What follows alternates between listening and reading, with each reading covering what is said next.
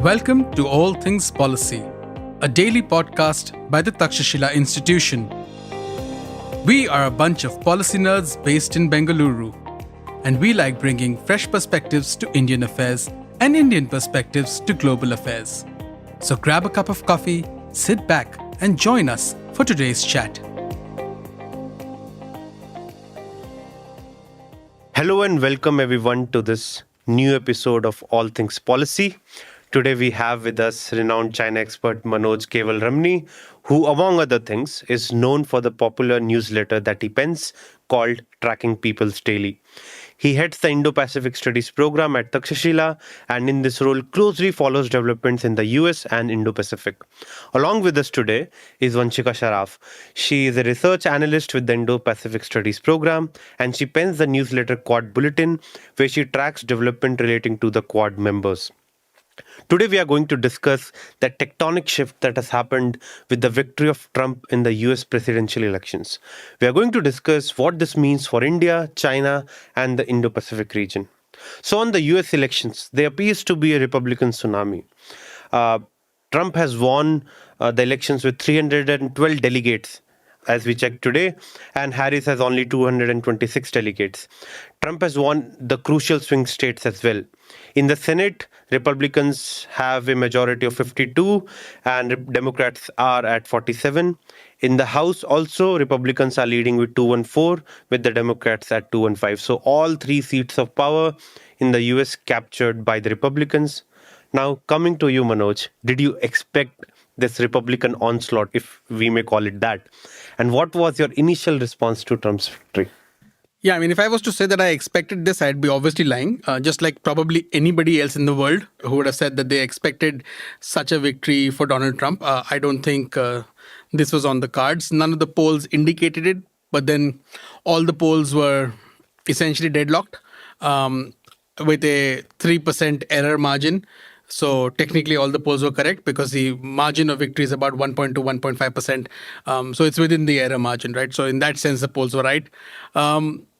Look, nobody, I think, expected it. And that, I think, you could see in terms of the reaction within the United States, on social media. You can see that reaction among the folks within the Democratic Party and how they've engaged on media and social media subsequently. And you can see that in terms of the sort of blame game and post-mortem that is going on within the US, that nobody expected this sort of a victory for Donald Trump. What was my reaction to the victory? There was a certain amount of surprise, of course. But, from my point of view, I'm looking at it in terms of how it impacts the region as a whole, which is the Indo-Pacific region. Obviously, what Donald Trump does in Europe also impacts the Indo-Pacific region. And also American domestic policy, right, in terms of what he does with industrial policy going forward, what he does with tariffs. All of that will have an impact on the region and specifically India. So that was my initial sort of thought of, let's start disambiguating some of the policy statements that we've seen in the past and try to figure out what it means for India. In that sense, my initial reaction was that, look, Trump 1.0 was not bad for India. We signed certain foundational defense agreements. India was declared as a major defense partner. So there were significant gains made in that relationship. The idea of the Indo-Pacific itself as a geopolitical construct was a product of Trump 1.0. So it's not necessary that, this presidency will be bad for India, right? So in that narrow sense. So I think that from that point of view, I'm optimistic in terms of the narrow sense of the relationship with India. There will be areas of friction. But I think from an Indian interest perspective, it need not be bad. From a broader geopolitical perspective and how that might impact India, we'll wait and see, right? I don't think we should take everything said during an election cycle as gospel policy, right? There will be nuances, and policy also depends on people. So it depends on the people that Trump hires. You will see shifts in policy. So that's where my initial reactions are. Thanks, Manoj. So you mentioned that Trump 1.0 was not particularly bad for India. And Vanchika, my question is on that to you. So, in your recent Quad Bulletin post, you wrote about how the first Trump presidency in that India and US increased their security and defense partnership, but at the same time had friction in their trade relationship. So, for the Trump 2.0, what do you foresee? Yes, thank you, Lokendra. So, as Manoj highlighted, our defense cooperation saw some heightened increase during Trump's presidency. And it is quite notable that in 2018, the US Pacific Command was actually renamed to the US Indo-Pacific Command. So, as he said, Indo-Pacific became a zone of focus under Trump. And we also signed agreements like the COMCASA and BECA, which increases cooperation on geospatial issues, intelligence sharing, etc. But as we also noticed in 2019, Trump terminated India's preferential trade status. So Trump accuses India of imposing very high tariffs and also cites insufficient market access for US goods as a reason.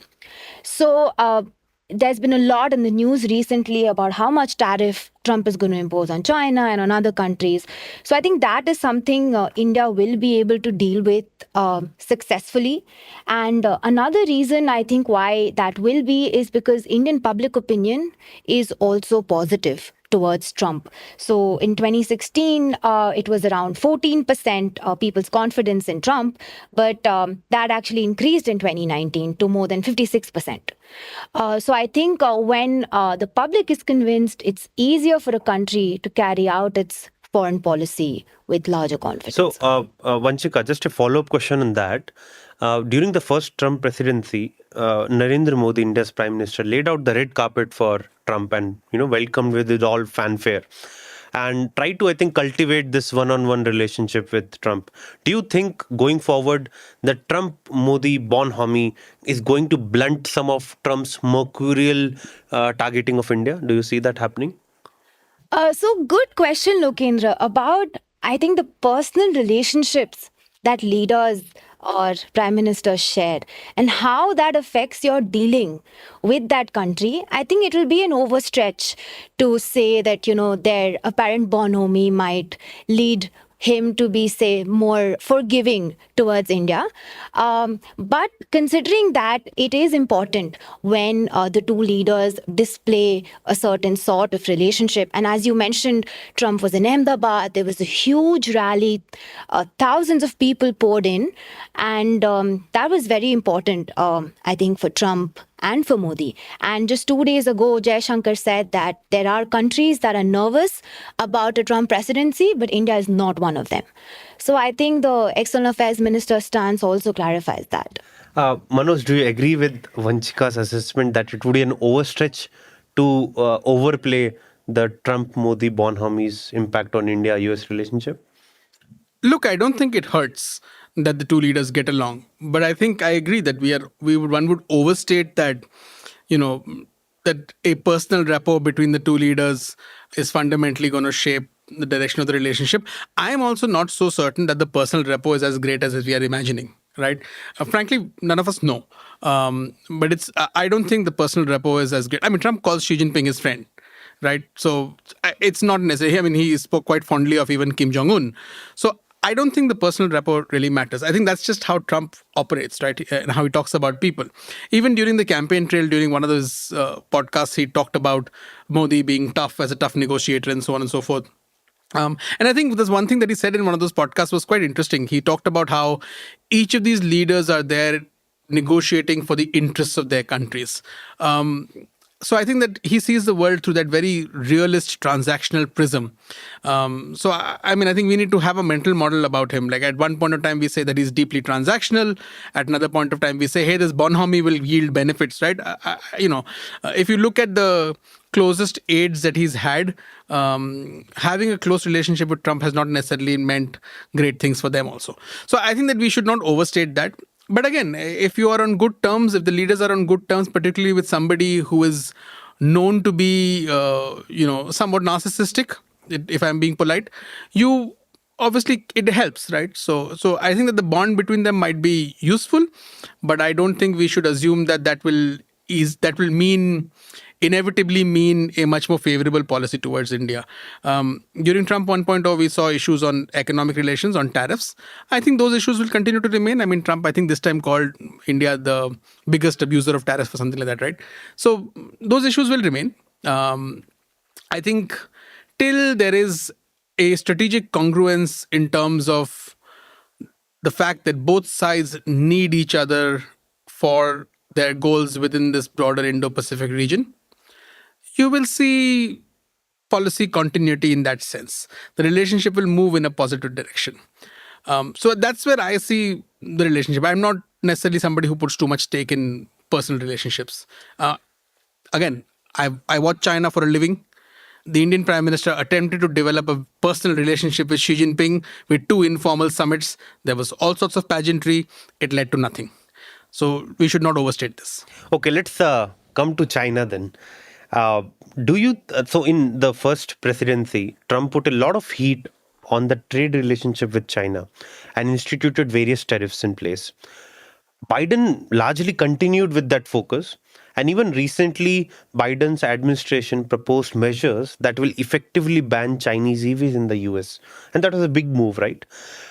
So, what future do you see for US China trade relationship under Trump 2.0? He's himself said that he wants to impose about 60% tariffs or more perhaps on Chinese imports. He's not terribly happy even with Chinese imports through third countries. So clearly he doesn't see broad-based economic engagement as something positive in that sense. So I think to that extent, there will be a continuation on that approach that you need to use the instrument of tariffs to achieve some degree of parity in terms of trade distribution between the two countries. Again, I don't think that that's a sound idea, but I'm not in his cabinet. Robert Lighthizer is likely to take over as USTR again under Trump, and his view is quite straightforward. Tariffs need to be used.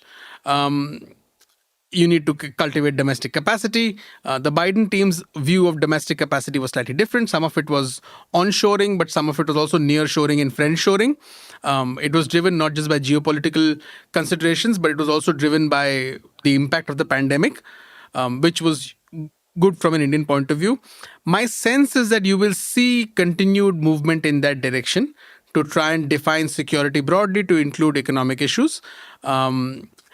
My only concern with regard to Trump's tariff policy is, forget what the impact is on the American consumer. That's not something that I'm terribly concerned about. It's not something for me to know.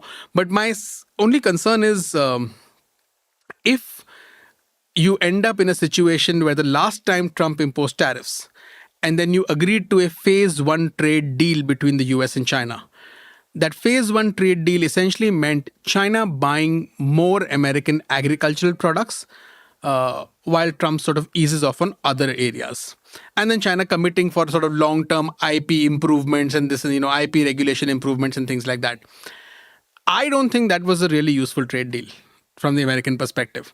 I think instead, the Biden administration's approach has been far smarter, has been far sharper. It has tailored its actions on economic security, focusing on high technology products. It has continued with the Trump tariffs, and it has also included other tariffs, which have been slightly much more tailored than what Trump did. So I think that the approach of de-risking and looking at sensitive areas of security interest rather than something broad-based tariffs is smarter. The one area where I think, if I was to put on the hat of the American consumer and American producer, I would think that Trump's logic works is imposing tariffs to try and acquire investments from China. That's something that other countries are also doing. But how does that sit with the other agenda of trying to block Chinese investments and, competing with China so that you don't sort of become peer rivals? I don't know. So there is some sort of it makes sense for India to do that or for Turkey to do that, which is to increase tariffs and say, hey, BYD, hey, so-and-so, please come and invest $1 billion and set up a plant here if you want to sell here. But for the United States to do that with China will only mean actually boosting Chinese, and also legitimizing Chinese supply chains around the world. So I'm not sure whether the narrow goal of economic gain meets with the strategic goal. But that's another one of his policy planks. So I'm not necessarily, I think that there'll be a lot of continuity, but I'm hoping that the continuity is in the sense of narrow de-risking rather than this broad-based tariff and blocking of trade, because I don't think that benefits the US or the world. So on this particular thing, supply chains, right? And China's place in it. Do you think Trump's focus has been in his campaign speeches and before that on supply chain security at all? Or he has just focused on the economic aspect? So now, do we see any green shoots of his focus on supply chain security? Not that I can think of, and I'm happy to be corrected. It's not like I spent my last year listening to Trump speeches in depth. So I'm happy to be corrected on any of this stuff. But my sense is that it didn't really. His economic policy agenda was largely tariffs and investments domestically. Even for say Taiwan, one of his comments in the interview that he did with Bloomberg was. You need to invest, you've taken our chips and you need to invest in, make chips in the United States. They are making chips in the United States. I mean, the plants in Arizona is an example, right?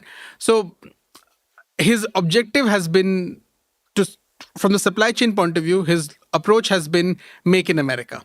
So that is about onshoring. I don't hear reshoring, nearshoring arguments. That said, I don't think I even heard that argument from Kamala Harris. I remember the speech I think that she gave at the Chicago Economic Club, one speech that I heard in full. She talked about economic security. She talked about, essentially a protectionist message, which is what Trump was also giving. She talked about onshoring. She didn't talk about nearshoring. She didn't talk about friendshoring. So I think that, and again, that can be a political decision to not talk about that at that point of time while you're continuing with Biden era policies. Perhaps that's also the case with Trump. So we'll wait and see. I don't think the speeches reflect necessarily what policy will be across the board. It does reflect a predisposition to protectionism. That's what I will say. Sure. Thanks, Manoj. So you briefly mentioned Taiwan, and that brings us to the great question, $1 million question. What happens to Taiwan under Trump 2.0? And Vanshika, on this, I would like to know what is your assessment. Would Trump come to the aid of Taiwan if China invades, or in the more likely scenario that a lot of commentators are talking about, imposes a blockade, an extended blockade of Taiwan? What do you think Trump's response might be? So I think Manoj is more equipped to handle this question since I'm not the in-house Taiwan expert.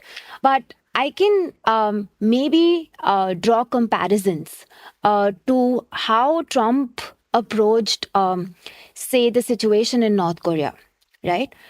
So we saw, I know I'm diverting a bit here, but Trump, the approach that he took with North Korea was maximum pressure and maximum engagement. So at one point, he increased economic sanctions, but on the other hand, he also made diplomatic visits. There was a visit in Singapore, then Hanoi, and also in Korea itself. And although we can say no deal was reached and it was, it can be called largely unsuccessful, but there was a groundbreaking outreach that he initiated, which was unprecedented. So similarly, I think I'm not sure how. So there is a lot of talk that for Trump, Taiwan is not a geopolitical or strategic priority. He is okay with receding some sort of American influence in Taiwan. I think he's not, he is smart enough to understand the economic importance that Taiwan holds for America.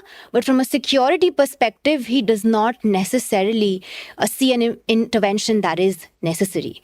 And I think that also largely sort of reflects his views on security alliances in general, right? Which is, again, we've seen with Japan and Korea, Trump has been trying for equal burden sharing and Manoj also mentioned that we see we're calling him transactional in certain senses because at one point he doesn't see the benefits of the US sharing a very large according to him, disproportionate share of providing security in the region.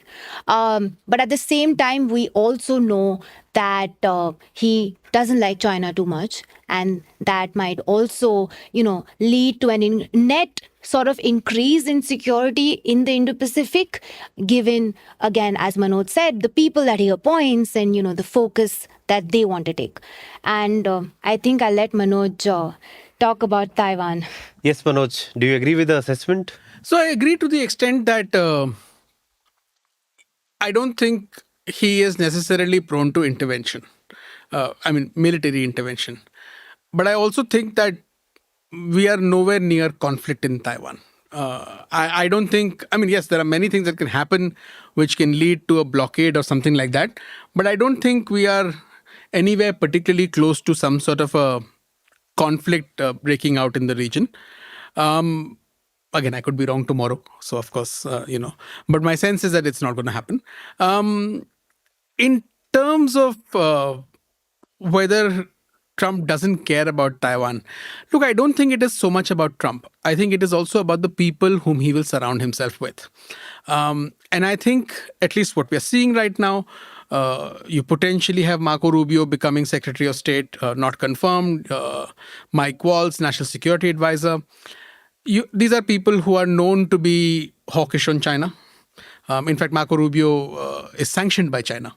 So he would be the first Secretary of State appointed, if he becomes that, who has sanctions by China. So he's technically not allowed to travel to China.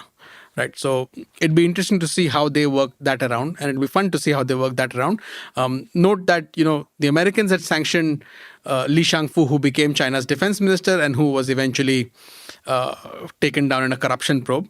And there was lots of chaos around that, now that is the Chinese had escalated by appointing Li Shangfu, who was already sanctioned, and then they had to figure out modalities of how do you engage. So it would be interesting if Rubio becomes Secretary of State. But it just gives you a sense of how hawkish the man is on China and what his views are, and likewise for Mike Waltz. So you are seeing potentially him appoint people who understand that China is the so-called pacing challenge. So that's the first thing.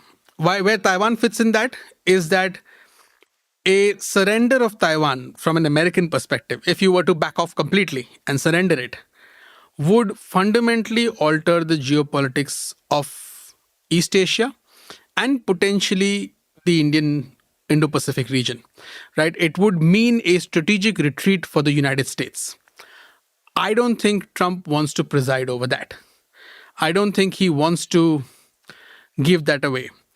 Now, what cost is he willing to bear for that? We'll wait and see, right? My sense is that I don't think he will accept that sort of a loss, right? Because that would be, to me, it would be a huge blow to any American president's legacy.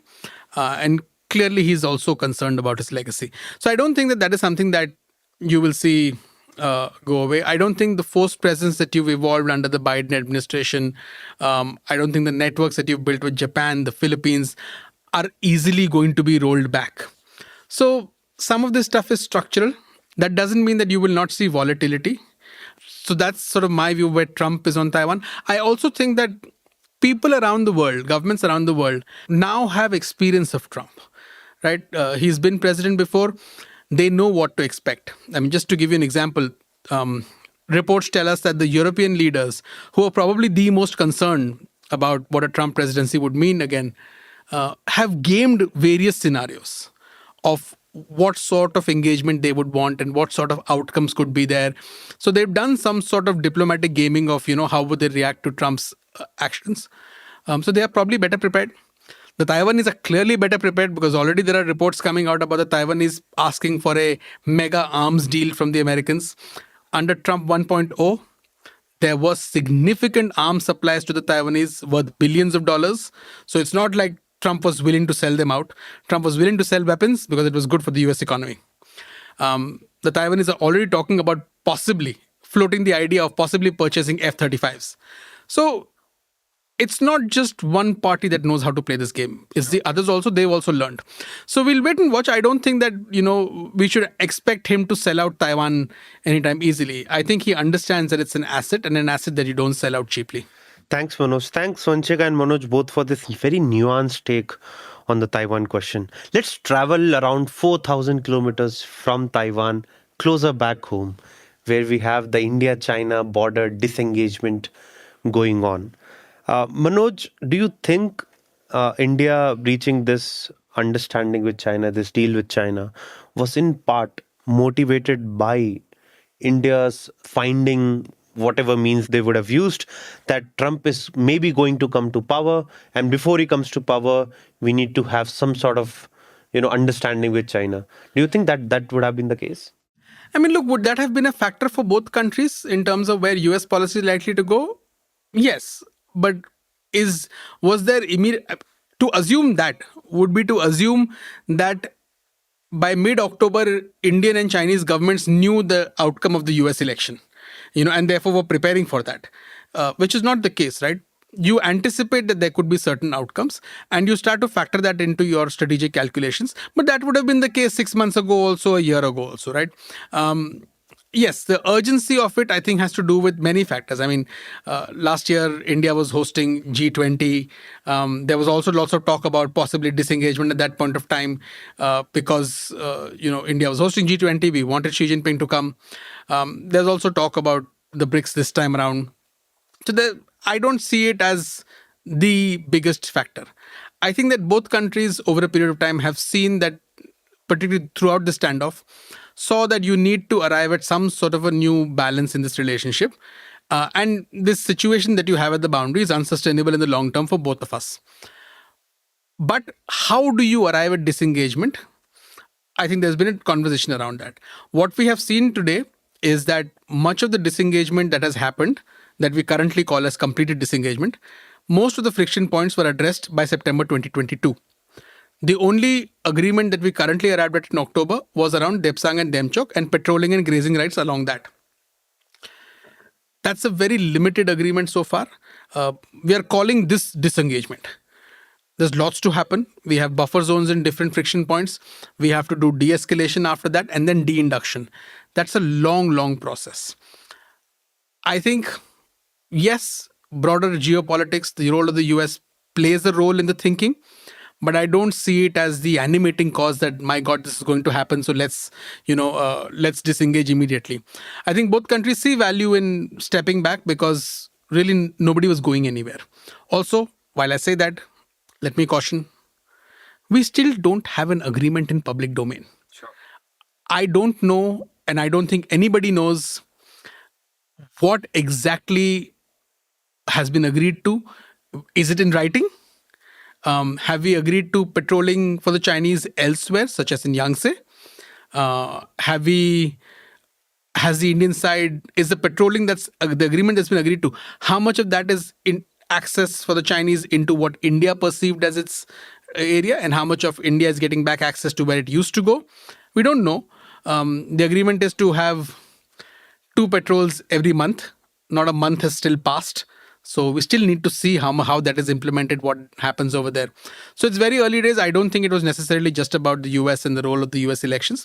I think it has to do with inherent interests of both countries, and realizing that the last 4 years have yielded a stalemate in some way. So you need to move ahead in some way or the other. Thanks, Manoj. At this point, let's circle back to Quad and what Trump means for the Quad. And one of the important Quad members is Japan.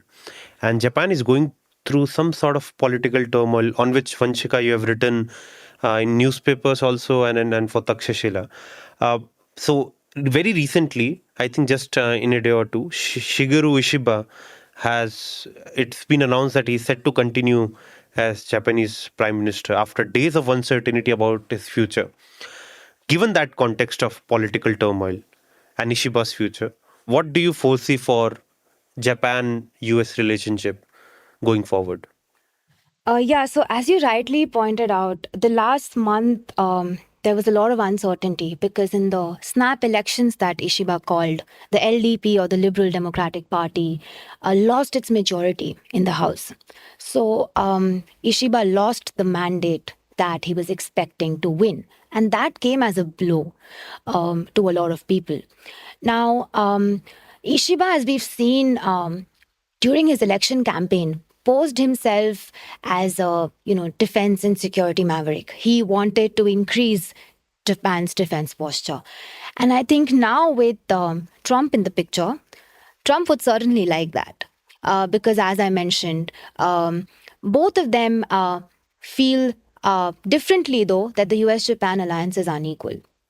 And Ishiba's willingness to sort of increase Japan's military posture, I think fits well with Trump's idea. Though, his idea of the Asian NATO might not be very popular, given Trump's dislike in general for anything NATO-like. But we see that during the last Trump presidency, Trump was very close to Shinzo Abe, and he respected him a lot. So that was one of the reasons why US-Japan alliance and their bilateral ties continued. So it'll be interesting to see how Trump deals with Ishiba. And if we put that in context of the bigger picture of the Quad, it was actually during Trump's presidency, the Quad was renewed after almost a decade of being inactive. And there were several ministerial meetings during Trump's time. The Navy chiefs met during the Raisina dialogue in Delhi. So I think when it comes to US's policy towards the Quad, I think we'll see a scaling up, whether that was during his last presidency or during the Biden administration. We saw leader-level summits being introduced. And so I think that will likely continue along the Quad. And another important member of the Quad is, of course, Australia. So Australia has the federal elections next year, and the current PM Albanese is expected to seek a re-election. So if that happens, we can again see continuity in US-Australia ties as well. But what is also interesting is that a key pillar of Australia-US ties is the AUKUS agreement. Yes. Which was signed in 2021. Do you see some disruptions to the AUKUS? Actually, the AUKUS agreement enjoys bipartisan support. So an important element of AUKUS is providing Australia with nuclear-powered submarines. And because there is largely support in the US Congress, we might not see disruptions on that front. But US is also a very important trade partner for Australia. So if US does end up putting tariffs, I think Australia will definitely not like that. But overall, I think, as I said, the Quad will continue flourishing. I think we'll find the answer to that next year when India hosts the Quad summit. Yes. Is Trump going to visit India for that summit? Yeah, I mean, that's the interesting bit, right? India is due to host the summit sometime next year. So you'll find out next year. Okay, with that, viewers, listeners, we'll conclude today's episode. But we'll leave you with a question. I'm sure a lot of you follow the news around visas for Indians to the US, and a lot has happened on this front in the last 10 years, especially under Trump's presidency. So what do you foresee happening to H-1B visas and other kinds of visas that US issues for India? Would we see increased caps on that or not? And secondly, what happens to India's software exports to the US? Would the Trump 2.0 presidency target the software exports? Please do let us know your comments. With that, we'll conclude this episode. Thank you so much, Manoj and Vanshika. And I am Lokendra, and I forgot to introduce earlier. I'm a research analyst with the High-Tech Geopolitics program at Takshashila. Thank you. Thank you. Thank you. If you liked our show, dive into Takshashila's research on technology, strategy, and economic affairs. Check us out at our Twitter handle at Takshashila INST or our website takshashila.org.in.